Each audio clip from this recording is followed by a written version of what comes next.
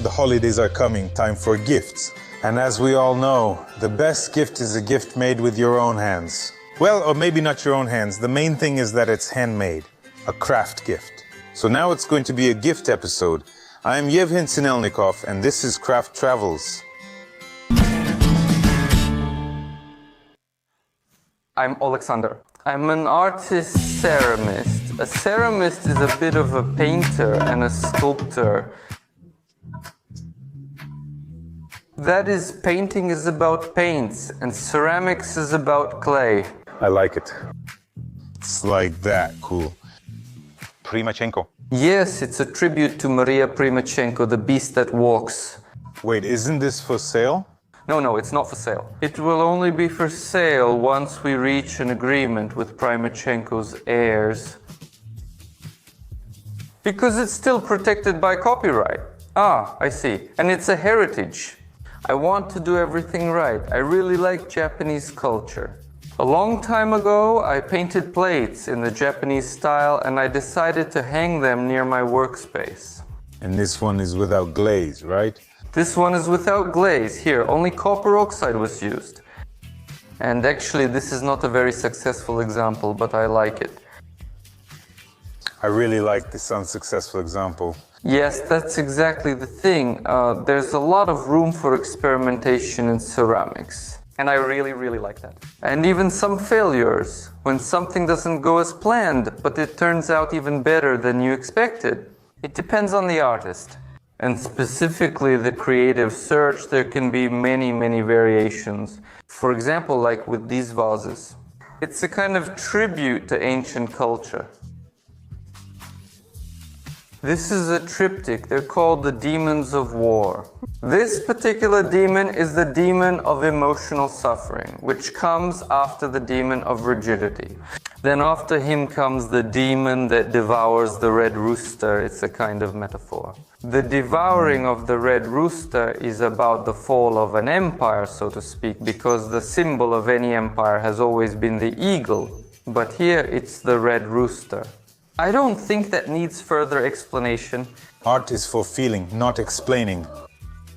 I like the helmets. Is this clay as well? Yes, this is clay as well. I was sure it was iron. Yes, it's very nice for me to hear that, because the idea was to create an imitation of metal. There was the effect of time on this metal, meaning there was corrosion, there was rust. Usually, what does everyone do? They make these pitchers, cups, mugs, and there are also cake stands. Well, it's clay, it's already old. You can't make anything modern here anymore, it's just clay and clay. What do you say to that? And what's the question? Well, it will look the same anyway. Everything's already done, any kind of art. Well, this thing is cool, it's really cool. I'll even get it out right now. It looks great, really cool. And I'm sure it's not that easy to make, actually. There are a lot of details here. This is a candlestick, right? It's called a lembic. These are Opishnia animals from the Poltava region. So this has already been done? In Opishnia they already make this? And so this has already existed? How do you take what's already been done and make it into something no one else is doing? Yes, everything is already created, but seeing things differently is possible and easy. Because there are tons of options. The material gives us so many possibilities. You will have something to say with your creativity, with your works. These ladies are cool. By the way, about clay, where do you get your clay? We get our clay in Slavyansk. That's where everyone gets it. Because it turns out that in Slavyansk we have the largest white kaolin clay quarry in Europe. And there are factories for its processing.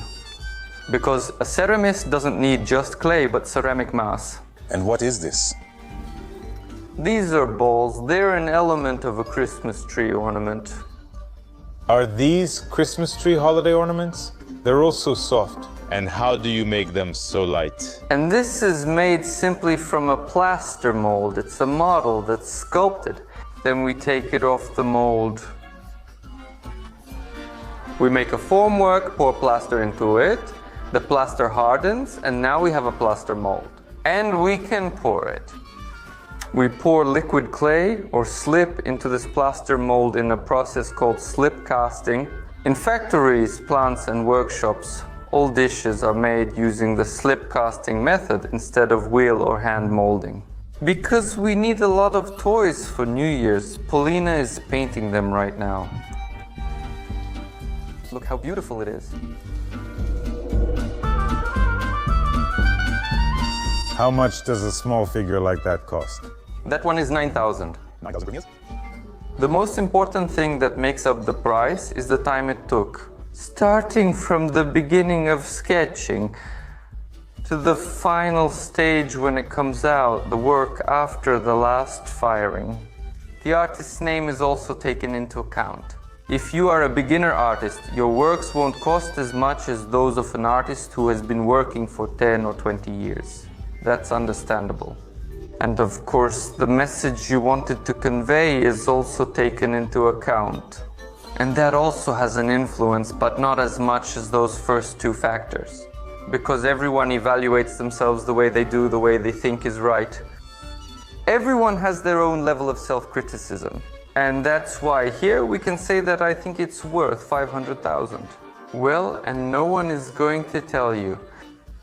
Well, just keep that in mind, right? Well, just keep that in mind, right? Because besides history, there's also the marketing aspect, which nowadays, whether we like it or not, is very, very important. So is this your main business now? My business is teaching, master classes, and some commercial orders. And art is what I'm moving towards. That's my goal. There are a bunch of little things here that you don't notice at first, like, look, what a cute cat. A totally different style, right? Consider the women, or this jug, right? This is just one shape. That's so cool.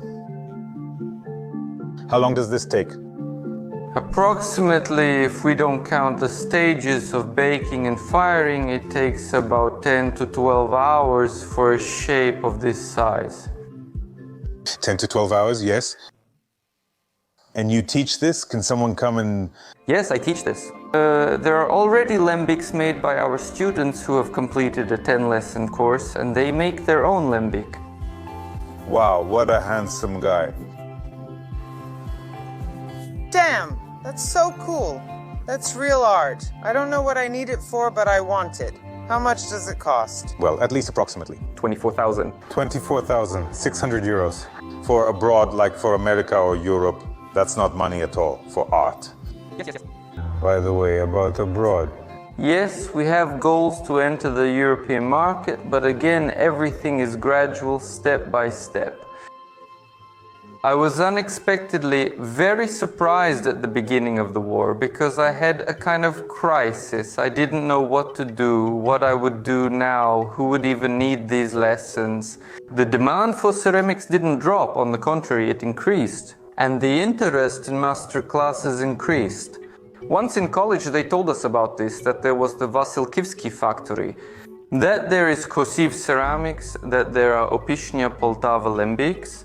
I thought, well, I have a lot of free time now, I should make this lembic. I made the lembic, took a photo, posted it on Instagram, and wrote a very brief description about it. And I started getting messages even from my friends like, wow, what kind of culture is this? Is it India maybe, or is it South America? I said, dude, you won't believe it, this is Ukraine. And that's when I realized that I need to talk about this because it's interesting not only to me, but also to people who aren't connected to ceramics at all or to creativity in general. It's just interesting. And I realized that I can and want to talk about it. And that's how it goes, and it's wonderful.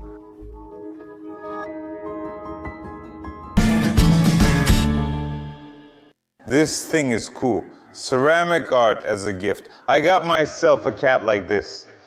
I don't know who I'll give it to yet, but it's a cool gift.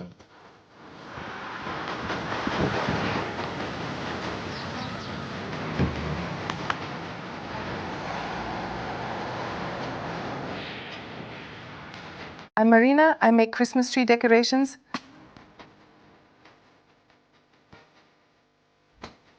The Christmas Stories brand is 3 years old and focuses on decorating Christmas trees with life events. Wow. And we make Christmas tree decorations that are connected to events, so that during the whole year, if some event happens to you, like a baby is born, you hang a baby ornament on the tree, and as the child grows up and starts school, the tradition continues. Our Christmas tree follows the growth and life stages. It's like everyday life, right? Yes. And when the family gathers around the Christmas tree, everyone can talk about their ornament as if it's an event. And here is where I started practicing yoga for the first time, so I have... So is there really a yoga ornament? There is. Really? There is. Can I see it? Cool. Are they all made of glass? It's all glass, and an artist can paint only 3 to 5 per day. That's why there are such fine details, so that everything is painted precisely. If you look, you'll see that even all the ornaments are painted in detail. Well, actually, it's just one of those things. I have a lot of friends who collect old toys. I have a friend, and she has a toy from the 60s that her parents passed down to her. So you could say it's really something that gets passed down. It's passed down from generation to generation. And that's why Christmas stories are about the story of life on the Christmas tree, which is passed down from generation to generation. Because a grandmother can tell about her life simply by passing down Christmas tree ornaments to her grandchildren, and they will already be telling the story that Grandma and Grandpa met there in Paris. And for example, that they loved skiing together there. And that's how they can pass down their life story from generation to generation. And our Christmas tree ornaments are just about that. So how much does it cost? Well, at least approximately. From 400 to 800. Oh, well, that's not so expensive.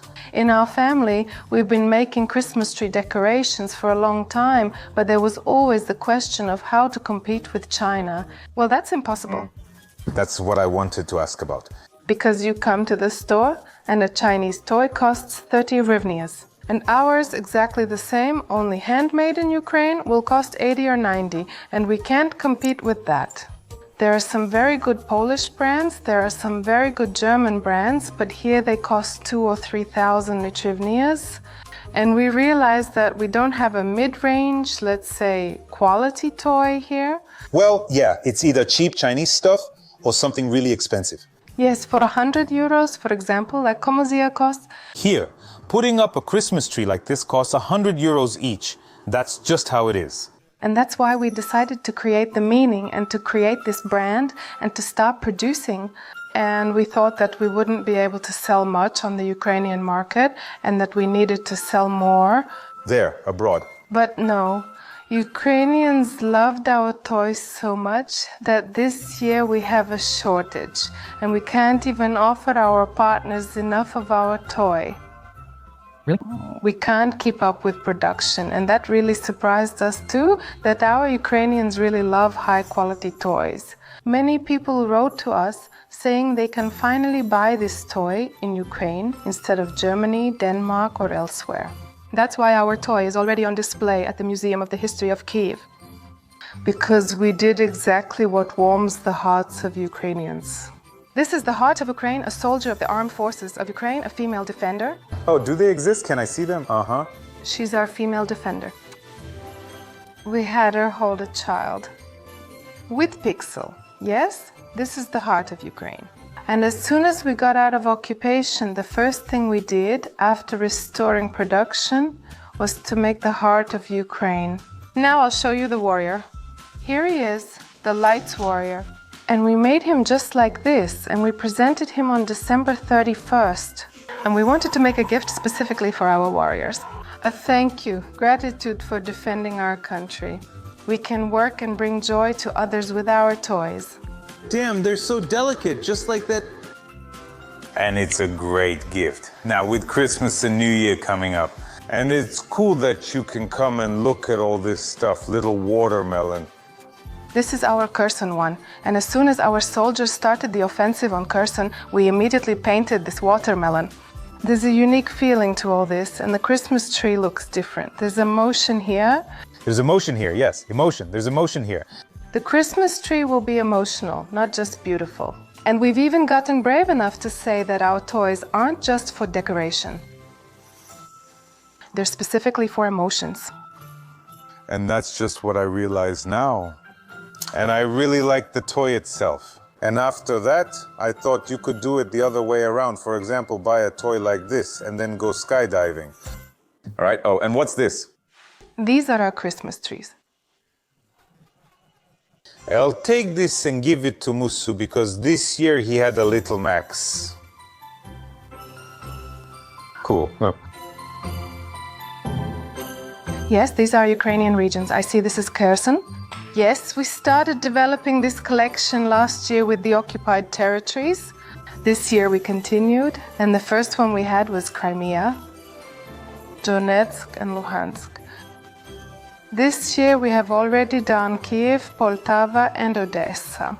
Kosivshchina, we really like it for its colors and everyone is especially impressed by this collection. And we will continue further. Like Kosiv ceramics, also green, all of this. Yes, some things are taken from ceramics, some things are taken from embroidery. That's why we put them on different Christmas trees in the estate, to show how you can decorate a Christmas tree at home in your own region. For example, here's our big Christmas tree, showing the regions of Kherson, Kiev and Donetsk. They are in red and white colors. This is Donetsk, right? Yes, they look very beautiful together. And we have this dream that that's how it usually was. Manufacturers used to go to Christmas World, see what other countries brought there. Something new. New colors, some new toys, and then they brought them to Ukraine. But we want the opposite. We will take things there and show how we decorate the Ukrainian Christmas tree. Wow. This is actually the demonstration part so that those who come to the estate for the ornaments can take a master class here, do some painting, and they will be able to see how the ornament is made right before their eyes. How does this happen? It's just a sketch, a small house.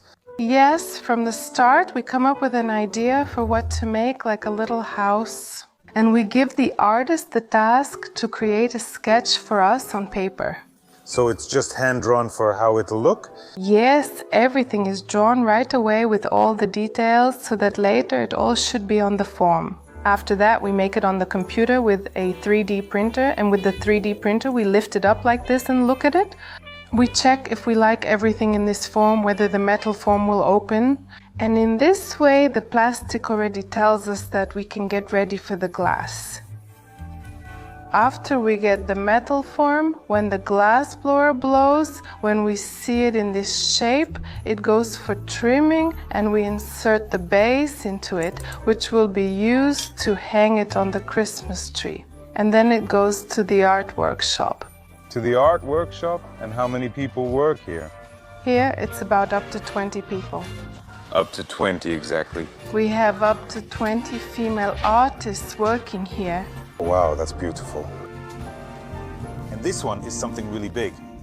I'll tell you just a secret. All right. And you don't show it? No, don't look. The Museum of the History of Kiev gave us the right to make Archangel Mikhailo. Wow. And we will present it on December 1st together with the museum. But we will not produce it for sale this year. We are making 24 archangels for an auction for the armed forces soldiers. We will be raising money and giving it to our soldiers. And that's why we are going to paint exactly 24 of them now. Yes, and here we still want to show you how we work on the samples and then how we make these decisions. We had a plastic mold. This is our Yaginya, which I wanted to show you. Then it is already in glass. With silver, I already know. With silver inside. And then we start painting all sorts of different designs. We create them by colors, by images, by mood, and then we make a decision which one we want to launch. So only one will go into production, right? One, yes. And if we can't make the decision ourselves, where do we go? Back to our followers? I'm curious which you'll pick. I like this one. We'll keep looking for something else. We'll keep looking. So this process, it can be endless.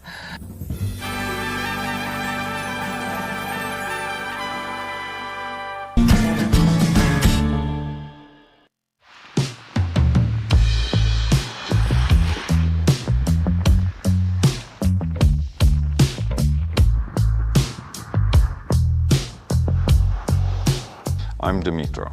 I'm Natalia. And we are making the Divya instrument. Divya is a temple of sound that's always at hand. Interesting, but I didn't understand. Maybe I should try. With pleasure. It'll be easier to hear this way. Oh, is this it? This is it.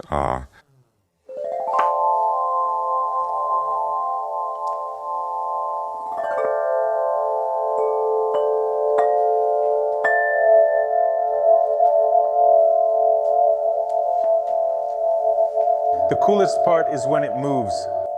This creates what's called the Doppler effect, when the sound comes closer, moves away, and we hear the vibration from here, and it all spins around, creating this surround sound, and we're inside this sound.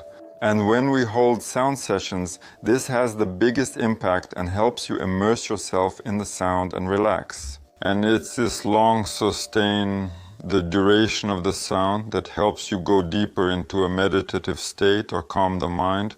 And this is very important for making pauses, taking breaks, to reset, to feel your own resources again. Interesting. Yes, you can do it again.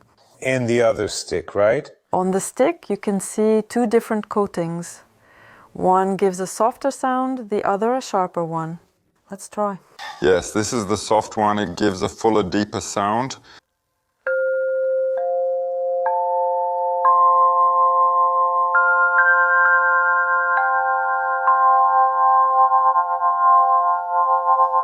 Damn, I immediately want to, To relax. Well, that's how he relaxes. It keeps sounding. The longest tube lasts about 1.5 minutes. And the longer the sound lasts, the deeper we can immerse ourselves.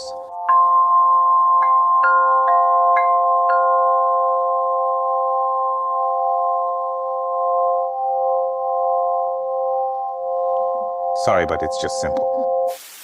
Sorry, what do you mean I intended it that way? How is that? Metallophones existed before this. There are many varieties, and they have been made all over the world for a long time. You can go back thousands of years and find them. They already existed back then. When I tried it once, I wanted to make one for myself. I started looking for how to make it, and the first one looked kind of clumsy, but the sound really inspired me. And then I started developing the design using sacred geometry and the Fibonacci sequence. And I wanted to embody all of this so that it wasn't just about the sound, but also a visual representation of what was happening with the sound, so that it would be pleasant to the touch and visually appealing. So that it would sound good? Everything, first and foremost, sounded good. I guess we need to find this very material. Alloy sequence. Even an alloy? Yes, not just anything random. Everything affects everything, even the smallest details matter, and I learned that later as well. With every step, I learned that this would give a more interesting, higher quality sound. We experimented with different materials, alloys, sizes, and proportions. That's true. You can find these in toy stores, or even identical ones, but you actually play them. Yeah, simple ones. Well, it sounds, yeah. But here you have this depth. There's this resonance. It lasts so long. It's like magic happening. The idea was also to make this instrument accessible to everyone, for children, for adults, and also for professional musicians. How much does it cost? 9,000 hryvnias. But for Ukrainians, we offer good discounts to support our own. Aha, that's interesting.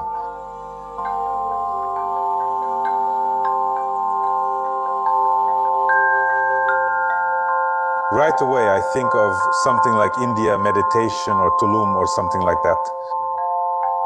Sit under a tree, smell the incense, and just enjoy yourself. Life is perfect. Wow.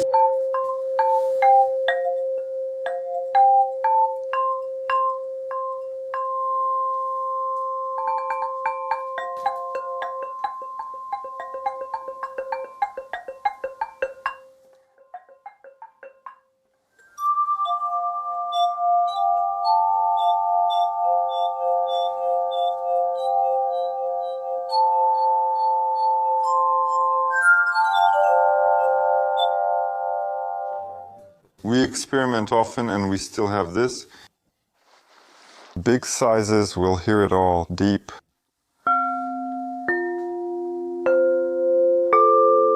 This is already Tibet. This is not India. It's a completely different vibe. You can travel anywhere to any country and not just in this universe.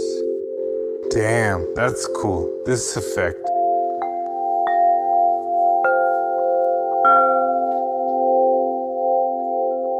You can actually feel the resonance physically. Yeah, you feel it with your body, and it has an effect.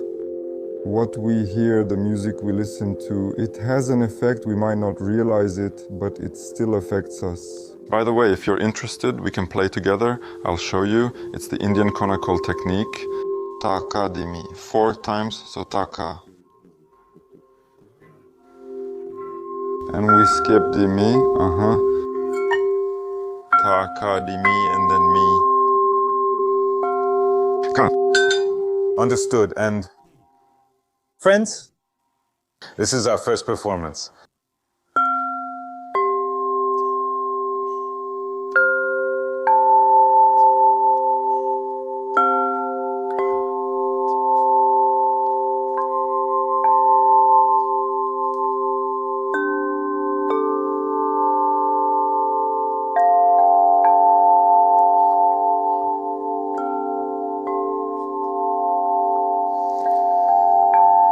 Maybe you're not even interested. But I'm enjoying it. Because I see here there are 1, 2, 3, 4 different options. These are our different modes, scales. Here we have 8 different modes, which are tuned according to the elements and are harmonious with the properties of each element. And there is another series. Sure, well, I practice sound therapy and conduct individual sessions. Dimitro and I also lead group sessions. And I learned about the properties of the C-sharp note. Like in many cultures, in many traditions, there are certain understandings of this key.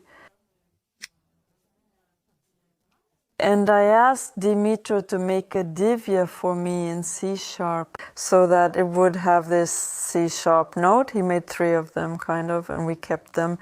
We call it kind of our love series. Do you feel it? Did you notice we started? What am I playing after this? Yes, that's how it works. It gives its own mood entirely. Well, even in terms of the speed of conversation, we've moved to a completely different level. No one is in a hurry. Everyone, they're enjoying themselves.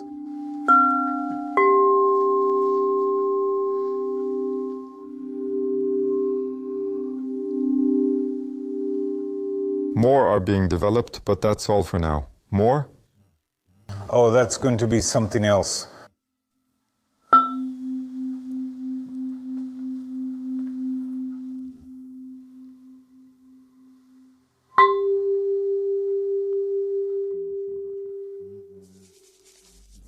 I measure the pitch and listen with a tuner.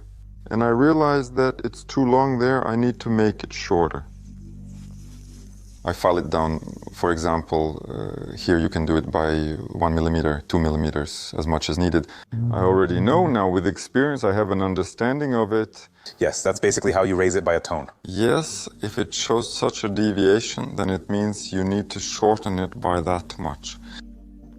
If it's too short, I can make it even shorter. And the next one. And then the next one has a different tone. So it's like that. A lot of time is spent here to pick and precisely find this note. And what kind of pipes are these? What kind of pipes are these? The cameraman asked. It's a specific aluminum alloy that we order from the factory. They make it for us, and we've already ordered it by the kilometer. Does the alloy actually affect the sound? Yes, it does. Each alloy gives its own characteristic timbre, and everything affects everything. And there are such little details here that are hard to explain in words. You really have to listen and pay attention to them. Here it's like this, there it's different. And the instrument is unusual for our area. And in general, it's quite hard to enter the world market and find your own niche. You did it. How? It's all Divya. It's the magic of Divya. She did it. And with every step, with every response, I saw that people were interested in this, and it's music and sound that help with it. What is sound healing? Well, I understand from the name, from these two words. How does it work? What is it in general? Sound therapy uses various instruments that have rich overtones and resonances which help calm the mind, calm the breathing, and in this way allow you to dive deeper into yourself and restore your own resources. Now I will show what happens inside our body when we hear sound.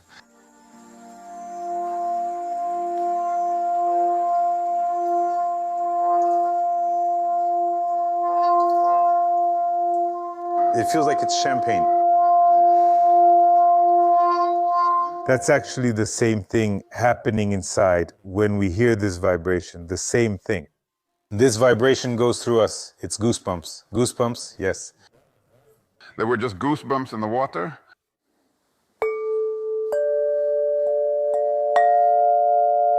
By the way, it's a great gift because if even I can play it, Then anyone can. and it brings out emotion.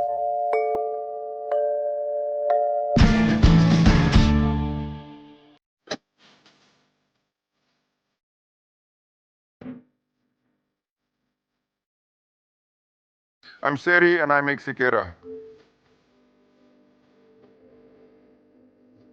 The production of Sikera is divided into 4 stages. The first stage is making the must. Must is basically honey diluted in water. Kivans in ancient times served guests must. It was customary. Well, it was an honor to treat someone to sweet honey to must. We make meads through cold fermentation. So it's just regular honey, simply. Yes, regular honey is used. And it's diluted to a liquid state, and it's put in here. The production of meads is somewhere between brewing beer and making wine. This is exactly the kind of kettle that brewers use. We need it to make the must, to dilute the honey, to achieve the concentration necessary for fermentation, so we get the alcohol content we need. And most importantly, there is a mead maker's code that forbids the use of both sugar, as we understand it, and alcohol. It has to be an absolutely natural, fully fermented product. It smells so much like honey. We're currently at the second stage where fermentation occurs. This facility is designed for 13 tons. We can do it simultaneously. During fermentation, the technologist checks the temperature, fermentation progress, and current alcohol level. If all parameters match, it's pumped out from the coarse lees and transferred by hose to the next workshop. All this was honey and now it's fermenting there? Yes, a lot. It's actually called Sikera. It wouldn't be called mead or honey. Where tales are told, there are stories about drinking honey beer. Today we don't quite understand. How do you drink honey? We consider honey food, which is why we call it honey. Even the word medovuka is distorted. The very idea of medovuka, especially during Soviet times medovuka, was used to refer to low-quality vodka or moonshine. They would add honey and mix it in. Just so it would have a little bit of flavor. And they called it mead. And nowadays, using this word in the market from a marketing perspective isn't very convenient. That's why we found the ancient word Sikera, which is 5,500 years old. In its ancient epic, which is 5,500 years old, the Epic of Gilgamesh, right on the 3rd and 11th clay tablets, it is written that it talks about Sikera. It arrived with the Bible. The word Sikera appears 9 times in the Gospel. And in the Old Testament, the word Sikera is mentioned twice. And in Deuteronomy, it is mentioned twice. Interestingly, no one worldwide used this word. So, in fact, for several thousand years, it was waiting for us to use it. This is what I really like. So, when then? And here it's already quite cool. The third stage maintains a constant temperature of 11 degrees. This is the optimal temperature for the drink to mature, with about 60 tons aging here simultaneously. Each container has its own passport. The technologist records all the necessary parameters there. And I always tell during the tour that just like a child is born after 9 months, so is this drink. For 9 months, it has no taste or anything. Until 9 months? Until 9 months, yes. 9 months? Wow. Well, actually, the drink is made for about a year or even longer. And even better if it would stand for another 3 years. Because Prince Volodymyr drank 30-year-old meads, I never dealt with wine or anything else. And I've been working with the apiary for 17 years now, that's true. I came across an article by Sofila Ciselska. I thought we could become a wine-producing country and saw how great the idea was. And today Ukraine is a honey-producing country. It's among the top 3, well, let's say top 5, honey exporters in the world. And we have a huge potential in our country to create these drinks, which were actually the first drinks to appear in the world. They existed 3,000 years before wine. And in the territory of Ukraine, they were known 50 years before the founding of Kiev. Today, even small countries like Latvia and Estonia have their own national drinks, Vanatalin, Riga Balsam. Ukraine is a large country with a rich history. Moreover, there is historical evidence that meads existed here much earlier than in other countries. It should have its own authentic national drink. I always say and tell everyone, victory will come. People from different countries come here to see this country, to see these people, to see who made this happen. And of course, serving Italians Italian wine here wouldn't be quite right. It's better to treat them with our own drink. This drink is gaining popularity now. The more people learn about it, the more they buy it. The first ones have already shipped abroad. We began with Japan. They visited our facility and liked it. This product has passed quality testing in the best laboratories in the world. There is no radiation, no heavy metals, nothing harmful. We began exporting to Sweden in August. I want to introduce to you what Sikera is. This is the coolest thing, when you can just try it straight from the tank. Natural. Tasty. It's really not even wine. Our thing is that we make a gastronomic product that, like wine, can be enjoyed with different foods. Well, and this is a rosé option. It's optimal for any kind of food. They say if you don't know what the host will cook when you're going to visit someone, just buy rosé. It's a great gift for foreigners or friends when you want to give something Ukrainian. And secondly, when you're going to visit someone for the holidays and don't know what to bring, take some cider. And everyone will be surprised. It's interesting. There's a story, there's a taste, there's everything. And the raw materials, the product, the workers, the technologist, and the recipe, it's all exclusively Ukrainian. Damn, that's cool. Thank you. The final production stage is when, after the technologist confirms product stability, it's poured into the container and brought to a constant temperature to prevent condensation. It goes through 4 more filters, then is poured into this machine, which can fill up to 1,000 bottles per hour, and the product moves to another machine where the cap is put on, shrink wrapping is applied, the label and back label are added, and then the finished product comes out. It has such an interesting color. It's kind of salmon colored, yes. That's because it's young, like a rosé. If it sits for 3 years, it will look like this. Do you have corked bottles? Do you have these too? This is actually a drink. It's sparkling, made with the ancestral method when it ferments right in the bottle. It's now called pétnat in France, short for pétillant naturel, meaning naturally sparkling. There should be a lot of sediment here. The more there is, the cooler it's considered, but we don't take too much. So more means cooler, right? Yes, that's how we made this label, because we don't have the right to call it pétnat or champagne. We can call it sparkling or something else, but our young people, our employees, they suggested this option. They called it pétquet. The N is crossed out. That's why we have the absolute legal right to make pétnats and sell pétnats. Because the French registered it as pétnat, a product made from wine materials. We make it from honey. It's a different product entirely, and it's called pétquet, not pétnat. Right now, Sweden is buying this kind of pétquet from us, and we have large batches to ship there soon.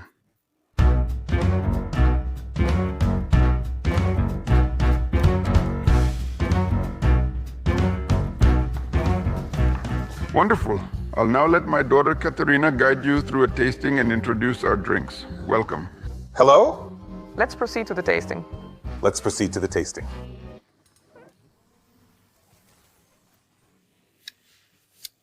Champagne, indeed. The taste is truly unique. This could replace champagne for New Year's, right? This very drink won gold at Wine and Spirits. We're very proud of that. Yeah, tasty. Dry champagne. That's interesting. No honey flavor at all. I was really afraid it would be so cloying and sweet. Honey, honey, honey. There's no sense of honey at all.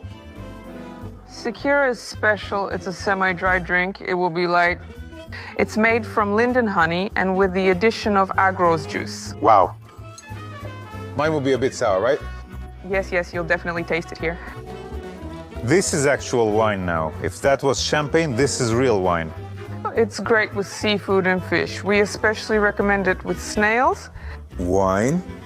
Yes, it's very similar to wine. Semi-sweet wine. There's no taste of honey at all. This isn't meat, it's just, well, plain. Very tasty. Tasty. Well, really, it's tasty. Yes. It's really interesting. Oh, I love filming. So what's this? This is pink Sikera. It's what you saw at the production site. You could say you're tasting this drink in its third form already. First, as you tasted it as brojil, that was the young version. Then you tasted this drink as sparkling, and now it's more aged. It's about 2 years old. It may be like the previous ones. More feminine, lighter, sweeter. You can't taste the alcohol, 13.3. It's basically like juice. You barely notice it. I get why my father said we shouldn't call it mead. This isn't mead. You taste more fruit than honey. There's barely any honey. There isn't any. Well, there's this sweetness, but it's more like an aftertaste. It's great, and in the summer you can add ice. Basically, you can enjoy it like a summer cocktail. Exactly. I think I know what it reminds me of. Sangria. It's just like sangria, exactly the same. You could say it's ready in the bottle. This will be the most similar to wine. This is red Sikera. Does this have alcohol too? Yes, there's even more here. It's 14%. Even more. Damn, well, you can't even feel it. That's awesome, super. Thank you. We also gave this a gold. Add wine and spirits. So I have good taste? Yes. Not bad. At every fair and exhibition, people always asked where the sweets were. Where are the sweets? Where are the sweets? So we made some. This is a classic mead, just pure fermented sunflower honey. It's made for the foreign market where this drink is called mead. That's why we chose that name. So this is already an export version? Yes. Yes. Simply delicious. Delicious. I've probably said delicious 100 times already, right? That's good. Friends, count how many times I said delicious during this tasting. And the first person who says it will get a bottle of Sikera. This one. Maybe even this one, right? Just not a new unopened one, yes. Oh, friends. It's not just delicious. It's like that. You drink it, well, sort of. There's no alcohol here, none. Compote, compote. How much did we drink? 6 bottles. 1, 2, 3, 5, 6. Oh my God. Rubinové. This is also copper. Elderberry juice. Yes, it gives this drink such a bright color. Even the aroma has a kind of mystery to it. This is my number 1. Delicious. And here is the first taste. Then the second one. After sipping, there was already an aftertaste. Yes, friends. Let's move on. I'm Maxim. I make collectible figurines. It's actually a big industry, basically. People who work with interiors, who are just somewhat related to pop art, they understand what collectible toys are, right? That's it. We just wanted to make our own. And so that it would have some of our own DNA. What's the first question? We need to see who could be a hero for us there. Right now there's the Motherland Monument there, but who is she cool for? For people from Kyiv? Well, yeah. It's all a bit, well, everything is from the Soviet Union, and I didn't want that. I wanted there to be no Sharovashchina, something straightforward, and I didn't want it to be made in the Soviet Union. Koti Oroshko turned out to be a prototype, and I was surprised. No one knows what he looks like. Anyone can draw Chebroshka. But Koti Oroshko, no, is just some guy. He did it in the fairy tale. That's it. And there's just a mace, that's all. So it was fun to work with this image. I realized we needed sketches and a technical assignment, so I did it myself since I knew how. Then I began searching for artists. And those who replied to me said, okay, we'll draw it. It wasn't too expensive. But no one wanted to sign the documents. Like to give up the rights? Yeah, they were like, yeah. I'll draw it. No, the rights, okay, we'll give them to you. I say, here's the paper, let's write it down. They say, no, we're not signing anything. Well, I understand that people are afraid that in this contract they might also sign over the apartment or something else. It's not because someone is greedy, you know? Yeah, and the lawyers tell me like, you shouldn't do it that way, come up with something else. I'm like, okay, I will, but how can you if no one can do it? You have to do it yourself, yeah? I just bought some modeling clay and made it myself. After graduating from art school, I recalled how to sculpt and spent a few days working until I was satisfied. And after that, we digitized it all. And we made the first prototype, and then we started improving it. We'll show you how it looks. A lot of work went into this, and the branding is well developed. You see, he has an Ocelodets. He's a good-looking guy. You can tell he goes to the gym. Girls will notice. So he's quite modern. Yeah, and yet, if you see him like this, you'll definitely say he's Ukrainian. Isn't that right? Why does he have a cavity in his heart? Yeah, I just didn't want to make some random figures with changing skins. It's cool, but many people do that. I thought we needed something different, so we have this sphere, into which we put some kind of object. It has to be either historical or related to a specific person we will be working with later. This is a shell casing from the battlefield. The military sends them to us. It's designed so that, as you can see, the sphere fits in very easily and doesn't fall out. And you can touch a historical event at any time. When all of this is over, you can touch it. All shell casings will be gone in 10 years, making this a historic event. And further, we already have our first collaborations. We will put some items related to the person who is collaborating with us into this sphere. Right now, we've started with Sonia. Morozuk already gave her the first prototypes. She's looking at them and painting them. And we wanted this to be her first painting.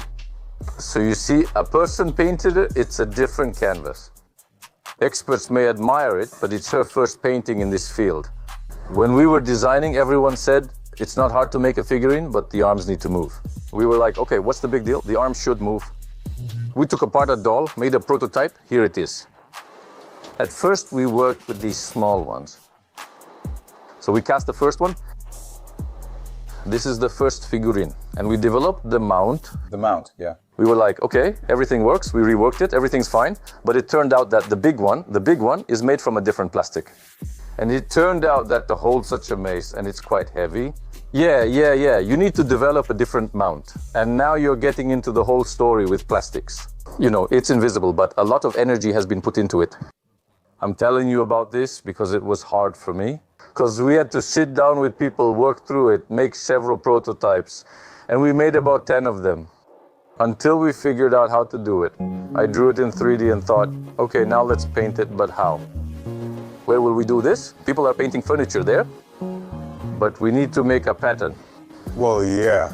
How do we do that? The sphere story is cool. Let's use AK shell casings. Each casing is 4 centimeters. We made a 5 centimeter ball that should fit, then started our first physics lessons. Here are our first balls, see? And it turns out that this centimeter is an optical illusion, and it just gets stuck, and we've already bent it. We thought, okay, we need to act, cut it in half. We cut it and it seemed good, then did several experiments. And it turned out that I just designed a cool product, but then I had to learn and understand all these technical things. Coming up with it is one thing, but making it is something completely different. Okay, let's do it this way. How do you make a sphere? Yes, you know, some people create things with resin. Hello, can you make a sphere? Yes, that's what we asked. They said, okay. And there, as often happens in manufacturing, you wait for 3 weeks and then they say, well, it didn't work out. It didn't work out. At first, as soon as we did all this and agreed on it, okay, I like how it all looks, patents are being filed. And you can't just treat it as an idea anymore because it costs money and quite a lot. That's what I'm asking about. All of this costs money. Developing the identity, developing this, doing that. Even producing this quality packaging is something... Oh, that's a different story. Yes, that's also hard. What's the cost? Well, Right now, the big one costs $1,900 and the small one is $900. The cost price is quite high now. Everything is made here in Ukraine, and while there are many processes, we still call it an art object. This is not a mass-produced toy. We will get to that and keep working on it. That's the plan, to make it a toy. Mass market will come later. A bit later, yes. But we want to remind people of the image and start working with that. There are only 20 green skins in the first collection, so they're rare. They can't be cheap. They're displayed in the gallery. So this is a full-fledged art object. It can't be cheap, plus it also raises money. And when you add up all the math for public relations and everything else, the cost is quite high now. Well, yes, it's not cheap. And now it's with Kolgatsky at Curry's place. There's one in Ostrov I like, and the central department store, but it's closing. Only galleries and exhibitions will remain. So I travel and do my own promo. There was a Kiev museum there, which I showed. People like it, I can tell. We now sell about one large one per week. But the promo campaign has just started. And I see that it's going really well. People like it.